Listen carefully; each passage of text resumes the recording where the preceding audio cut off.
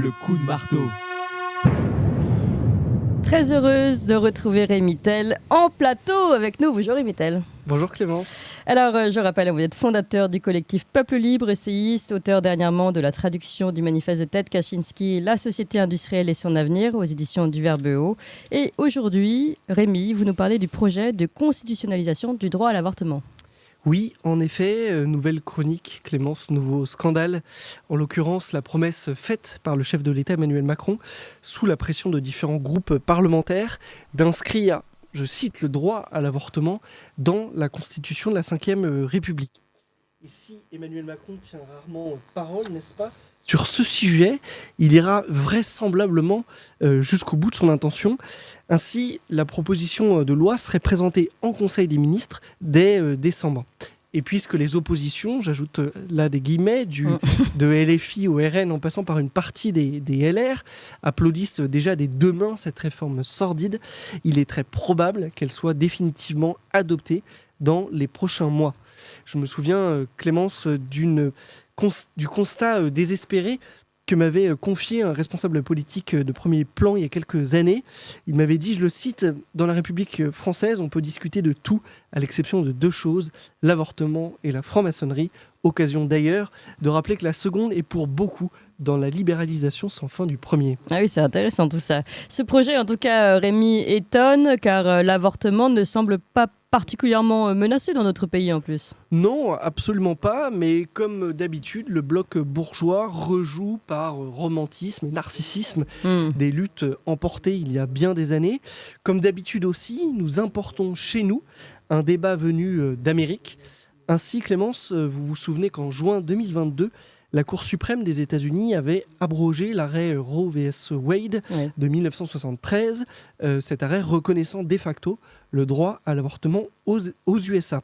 Et depuis cette décision, il faut bien le reconnaître, le débat politique américain ne tourne plus qu'autour de cela.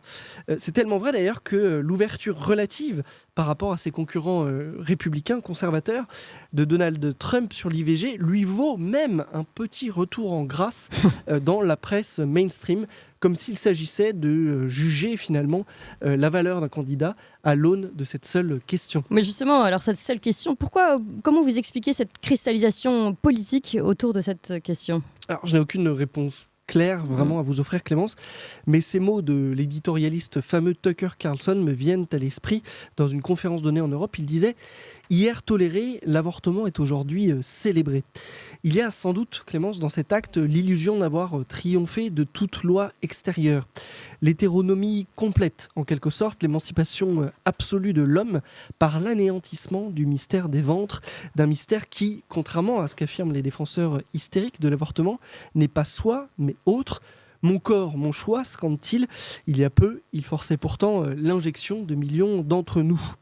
La pulsion de mort habite l'homme depuis toujours, mais dans la société industrielle, elle s'est déplacée aux deux extrêmes de la vie.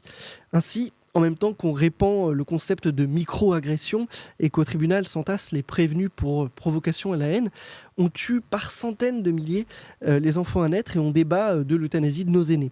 Pour rappel quand même, Clémence, notre pays enregistre annuellement 230 000 avortements, cela fait plus de 11 millions depuis 1975. Et depuis 2022, les délais de recours ont été rallongés jusqu'à la fin de la 14e semaine de grossesse, obligeant le personnel soignant à démembrer et à écraser la tête du fœtus. Ces mots ne sont pas les miens, Clémence, mais ceux du professeur d'obstétrique Israël Nizan, partisan historique de l'IVG. Il s'était insurgé contre l'extension des délais de recours, décrivant une opération insoutenable pour ceux chargés de la réaliser. Afin d'ailleurs d'en convaincre les élus de la nation, il leur avait proposé de l'accompagner dans sa pratique quotidienne. Pas un n'avait répondu à son appel. Mais là-dessus, quand même, si vous me permettez de faire un petit point, rien que l'opération est insoutenable, il le dit lui-même de ses mots. Pourtant, lui-même, vous le dites, il est partisan de l'IVG. Mais ce qui est terrible, moi, je trouve, dans cette façon de répondre, c'est qu'on s'arrête à l'insoutenabilité pour le médecin. C'est-à-dire, c'est tellement terrible, mais on ne s'arrête même pas à l'acte même. On ne s'arrête même pas encore à la puissance de cet acte mortifère, en fait. Bien sûr, parce que il y a dans la revendication à l'avortement tous les ingrédients de la téléologie, il est 8h et quelques, contre la déontologie. Vous savez, la téléologie, c'est de juger de la pertinence d'un acte par rapport à ses fins, alors que la déontologie, c'est de juger la pertinence d'un acte par rapport à des principes. Et évidemment, on s'est tous retrouvés parfois dans des situations où on se dit si je venais à avoir un enfant ou que ma compagne tombait enceinte, pour X ou X raisons, ça m'empêcherait de finir mes études, je serais bloqué, ma vie sera gâchée, etc. Sauf qu'en déontologie, on ne raisonne pas de cette façon-là. On raisonne par des principes préexistants et auxquels on se réfère dans chaque acte que l'on accomplit.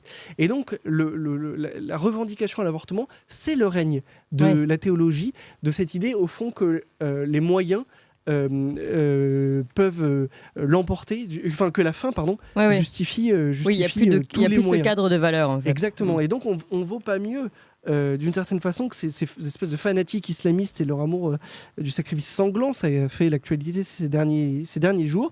Mais cette réalité-là, Clémence, nous ne voulons pas la voir. Oui, alors, et donc le 21 janvier prochain, il y a l'édition 2024 de la Marche pour la vie. Est-ce que pour vous, c'est une sorte de dernier baroud d'honneur des opposants à l'avortement ? Alors, je ne crois pas.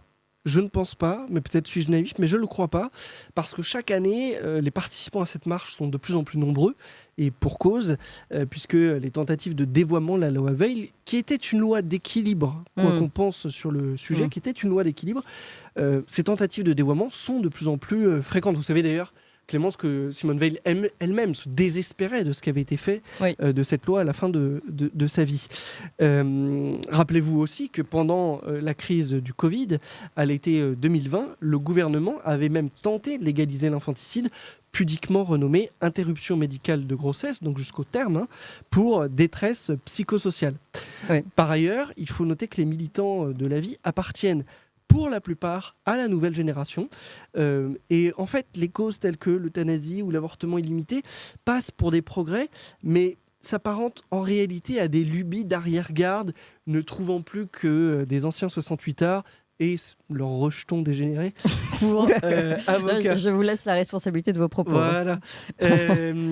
Et donc aujourd'hui, plus que jamais, au contraire, Clémence, je crois, et en plus les exemples internationaux des États-Unis à l'Argentine le démontrent, que l'avortement n'est pas inexorable et que la défense de la vie s'avère être un combat d'avenir. Eh bien, tant mieux finalement si on peut écouter votre lumière d'espoir, Rémy Tel. Merci beaucoup en tout cas et merci d'être venu avec nous si